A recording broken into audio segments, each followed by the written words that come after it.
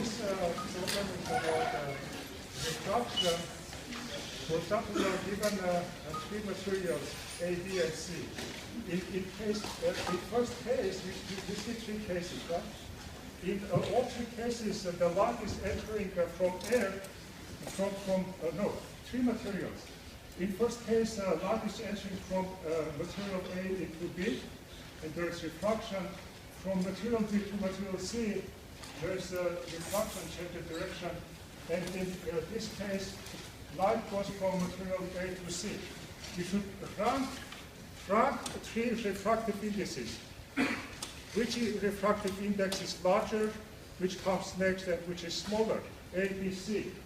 So you are using the Snell's law, and the Snell's law says that larger refractive index corresponds to smaller angle. Larger refractive index corresponds to smaller angle. So here you see smaller angle, larger refractive index, right?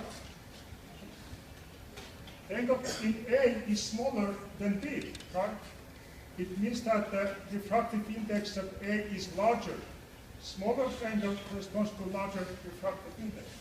Okay, this is what you can track from here. Refractive index of A is larger than refractive index of B. From this second drawing, you can say angle in C is smaller, right? It means that refractive index of C is larger than B. Okay, and C is larger than NB. And finally, using these two, you cannot rank all three. N is larger than A is larger than B, C is larger than B. You don't have an idea about the relationship between A and C. From here, angle in C is larger than angle in A. And C, angle in C is smaller, right? So refractive index of C is larger than refractive index of A. Smaller angle, larger refractive index. Angle in C is smaller, refractive index of C is larger than refractive index of A. So now, given these three things, you should rank three refractive indices. Okay, from here you know that C is larger than A is larger than B. That's it. And C is larger than B, it's going to work. And C is larger than NA, right? And A is larger than B. And this is satisfied because C is larger than B. So write this relationship for each case. Smaller angle, larger refractive index. It's very simple. A has smaller angle, larger refractive index.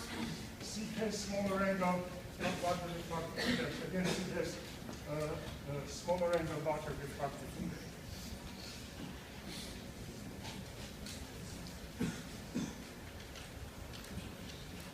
Now, again about the refraction, if you are given a couple of cases, this is the incident ray.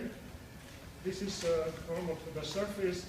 Now you should determine which of these five parts is correct.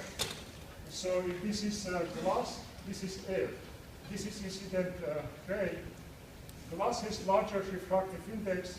You know, when ray goes from low refractive index material to large refractive index, instead of going straight, the ray is changing direction toward the normal. And this is the normal. Instead of going straight, it would go to a certain degree to the normal, but never it goes to the other side of the normal. It shifts to the normal, so you can discard this part. Okay, light would go this way, and then at the top, we can also use the Snell's law. Okay, if this is normal to the surface, this for this refraction, second refraction, this is incidence angle, and this is refraction angle. Out of this cube, you have air, right? Air has lower refractive index, angle should be larger. Again, the ray is changing the direction relative to the normal, but it does not go to the other side of the normal. Okay? So path E is the right path in this case. So use the Snell's law, which says larger refractive index, smaller angle, again, for two refractions, and determine where the light will go during the first refraction and the second refraction. So you have a lens. This is what you know. The lens is created real image. It's inverted image, and the image has 0.7 fraction of the object. The image height is 0.7, 70% of the object. Okay? And you know the distance between object and the image. See? Distance between object and image is 1.2 meters. You should find the object distance, image distance, and the focal length. So one thing you know for sure, you can do these problems using two equations: field length equation, which is the same as mirror equation, and magnification equation. Now it says, let's use this information that the image is 0.7 part of the object height. Image height.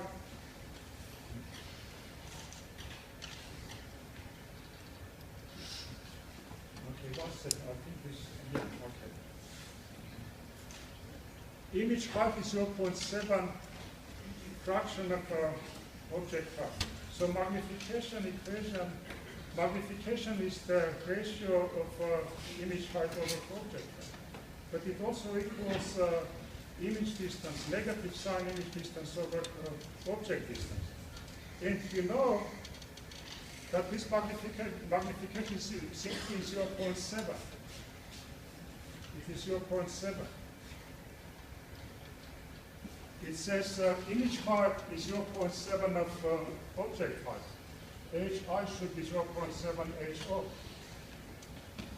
From here, we can find a relationship between image distance and object distance.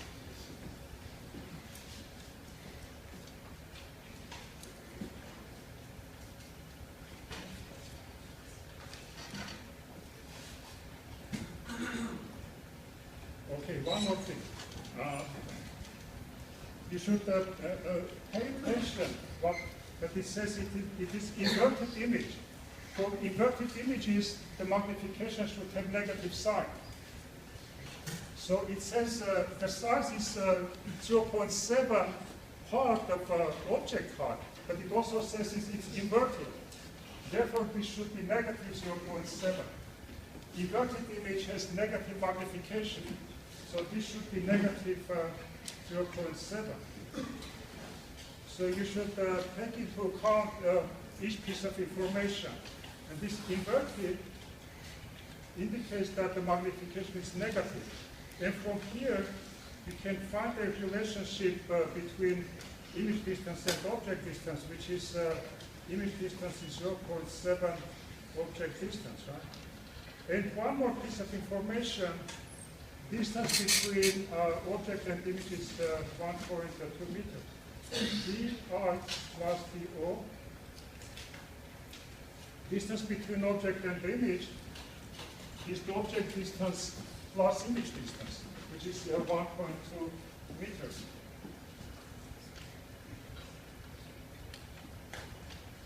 So basically you have these two equations with two unknowns that you can solve together. Replace di here with the 0.7 dO. Plus dO equals 1.2 meters. So dO is 1.2 meters divided by 1.7. So you find the O, and you can find image distance. So you find the magnitude of object distance, and from that image distance is 0.7 times this. You find image distance. Okay, we found these two, and the focal length is simply found from the beam length equation.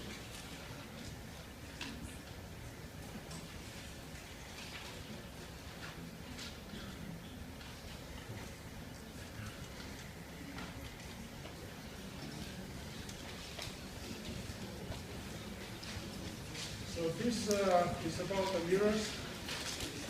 See, a mirror creates image at 1.5 meter. Behind the mirror,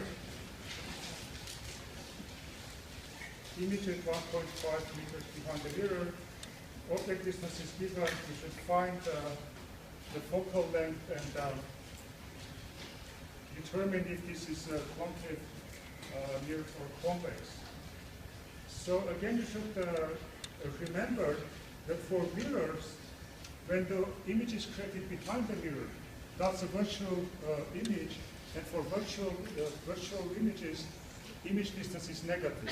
For mirrors, behind the mirror virtual image, for virtual image, image distance is negative. If it says image is created 1.5 meters behind the mirror, it means image distance is negative 1.5 meters. And this is an important part. The rest is easy. Find the focal length. Focal length, 1 over focal length is 1 over BI plus 1 over BO. This is negative, right? Negative 1 over 1.5 meter. BI is negative. Image distance is negative, plus 1 over 0.35 meters. So you can do the math and determine inverse the focal length and the focal length itself, and then determine if this is a concave mirror or convex. For concave mirror, focal length is positive. Convex mirror, the focal length is negative. So here we have a positive term and a negative term. So the denominator is smaller, this is larger. So this number is larger than this, so the focal length is positive. So the positive term is larger. The focal length is positive, then you determine that this is a concave mirror. If you get a negative number for the focal length, then that would be convex mirror.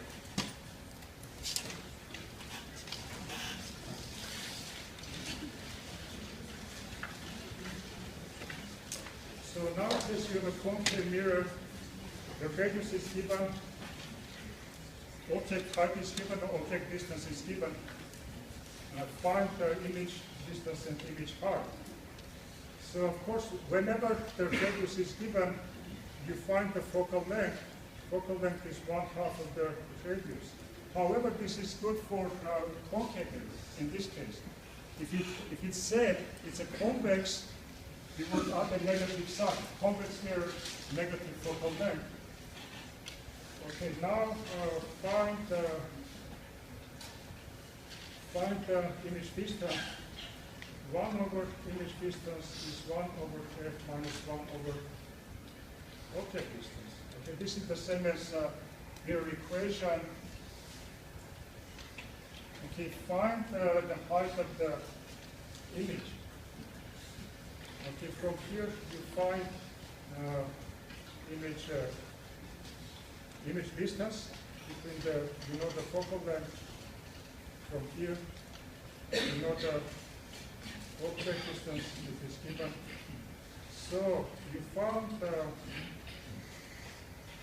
image distance. Find the image height. You used one equation, you used the other, which is the magnification, which is image height divided object height, which equals negative image distance by object distance. So from here we can determine image height.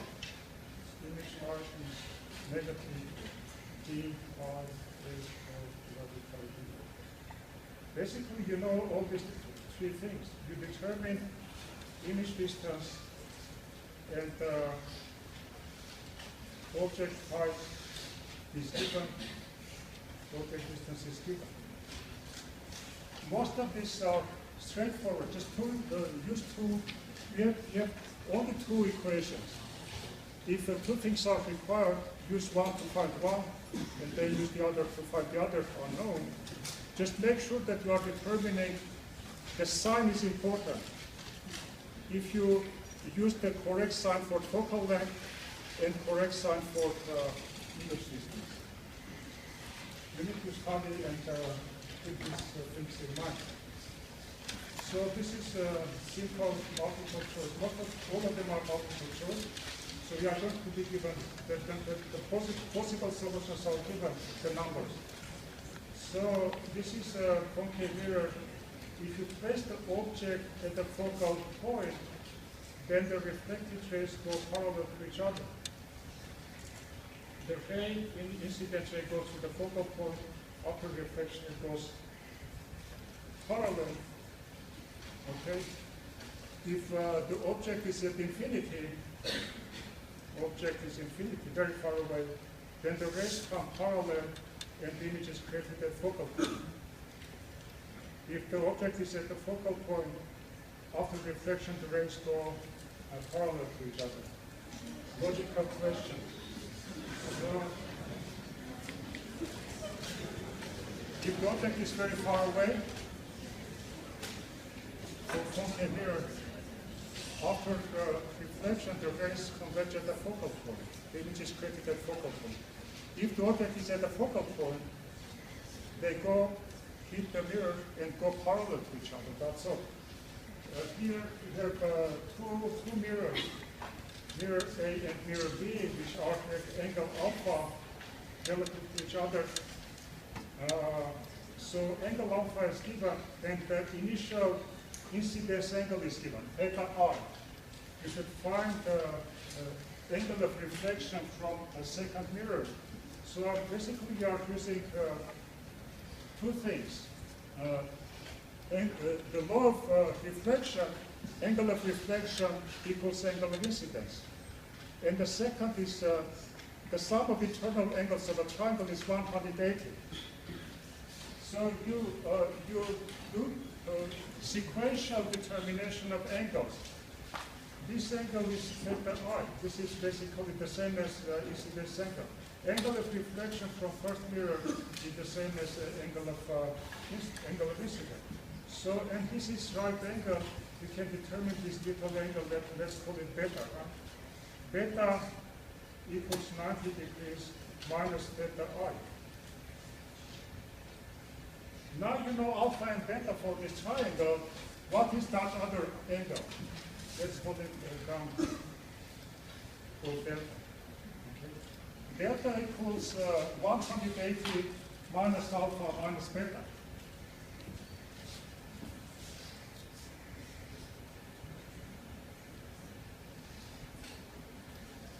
Now what is this angle?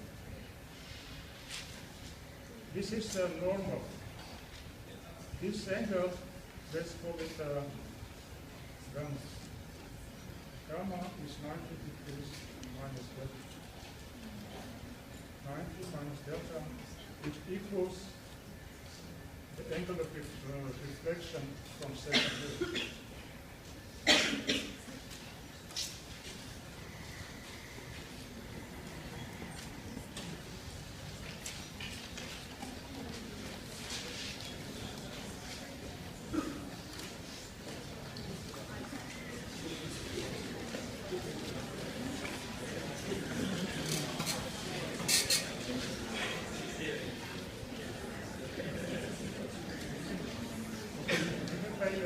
Alternating current circuit, or we call it also RLC. We have a resistor, inductor, and a capacitor, and somehow we have an alternating source. So this is what is given. The average value of voltage is given, RMS. Average value voltage, the resistance is given. We have RLC. The resistance is given, and the impedance is given. Z is the impedance, R is the resistance, and the average voltage is given. You should find the total average power delivered to this circuit. So you use a formula for average power. Average power is average current times average voltage times cosine phi. This is the power factor. If you remember, angle phi is the angle between current and resulting voltage phasors, if you remember. And basically you can continue because the current is not given, but the current in any circuit is voltage divided by either total resistance or impedance. In general case, RLC circuit, the current, RMS current is RMS voltage divided by impedance, right? Therefore, we can say, replace current with V over Z, we get V RMS squared over Z times cosine phi. So V RMS and Z are given. Your task is to find the angle phi. We should use the formula for angle phi. And what we know is the tangent of this angle is total reactance divided by resistance. Is total reactance divided by resistance. And if you don't remember, total reactance is XL minus XC. Inductive reactance minus capacitive reactance. And you can also write this is omega L minus 1 over omega C and so on. So you can determine total reactance if you know the impedance and the resistance, because the formula for impedance says C equals R squared root of R squared plus X L minus XC squared, right? But XL minus XC is the total reactance. You can replace it with X. Square root of R squared plus X squared. So you take the square of both sides. Z squared equals R squared plus X squared. And from here, X is square root of Z squared minus R squared. So basically you can determine total reactance if the impedance and the resistance are given, which are given. Impedance is given, the resistance is given. You can determine total reactance by doing this. Just from the formula for impedance, you can easily get the total reactance. And then you use this in this formula, right? R is given, determine total reactance, put it in that formula, you can determine the angle phi. So this allows you to determine the angle phi. Once you know angle phi, bring it here, right?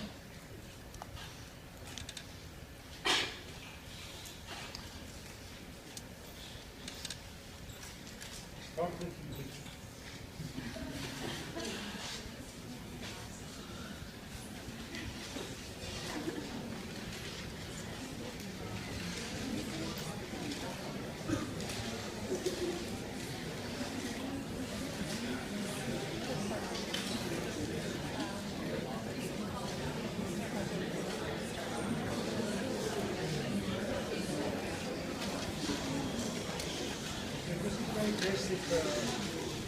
Basic thing, but then you are considering the alternating current circuit, RLC circuit. As I already said, RMS current is RMS voltage divided by impedance, and this is the formula for impedance. So here we have inductive reactance minus capacitive reactance. You should know the formulas for inductive reactance, omega L. Omega is angular frequency in radians per second, or this is angular frequency in hertz. this frequency in hertz. Okay? If the frequency in hertz is given multiplied by 2 pi to get omega.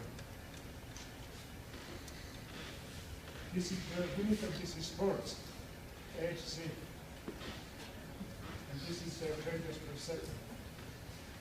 Okay, capacitive reactance down over omega c, omega 2 pi f of that. So you can use this to determine the impedance. But there may be cases when it says you have a alternating current circuit which has an alternating source and an inductor with certain inductivity and at this frequency, what is the current if the voltage is given. You have the voltage and the inductor. So in that case, you should, instead of impedance, R goes away. There is no resistor. XC goes away in that case. Basically, the whole impedance is given by if you have only an inductor. Just disregard R equals 0, XC is equals 0. If you have a circuit which contains a source, alternating current source, and the capacitor at certain frequency. In this case, what is the average current if average voltage is given? In that case, the impedance becomes XC. R goes away, XL goes away. The total impedance is XC. If any of these things is missing, either resistor or inductor or capacitor, then either resistance equals 0 or inductive reactance equals 0 or capacitive reactance equals 0. If this thing is missing in the circuit, the respective resistance or reactance equals 0. Just remove it from this formula for impedance and the rest is the same. It says example, the resistor and the inductor are missing. You have only a source and a capacitor. RMS voltage is given, capacitance is given, frequency is given. Find the RMS current. RMS current is simply RMS voltage divided by Z, and in this case, R and L are missing. For Z, you are simply using capacitive reactance.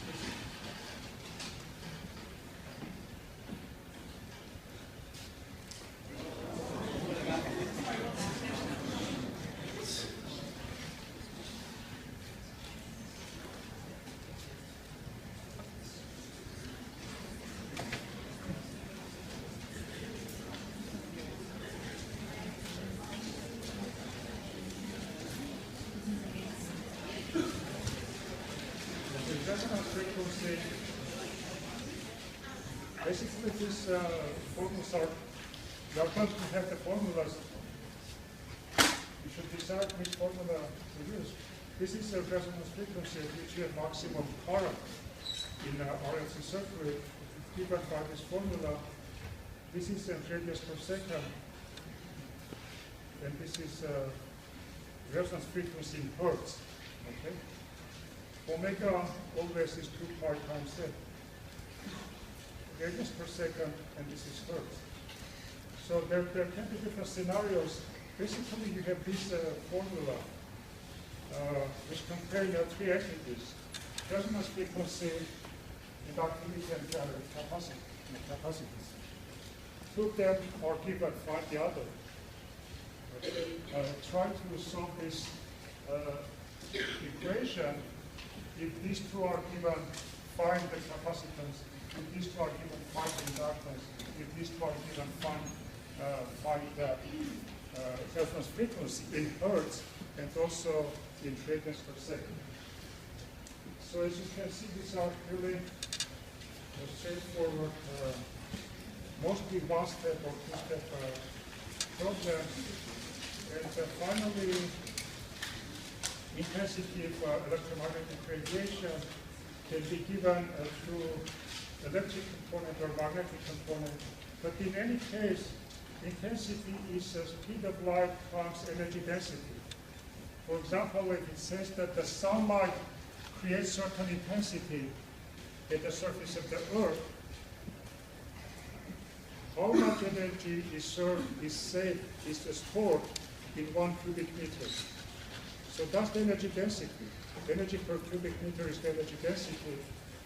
So simply if you divide intensity by speed of light, you get the energy density, or the amount of energy per cubic meter. That's all. Thank you.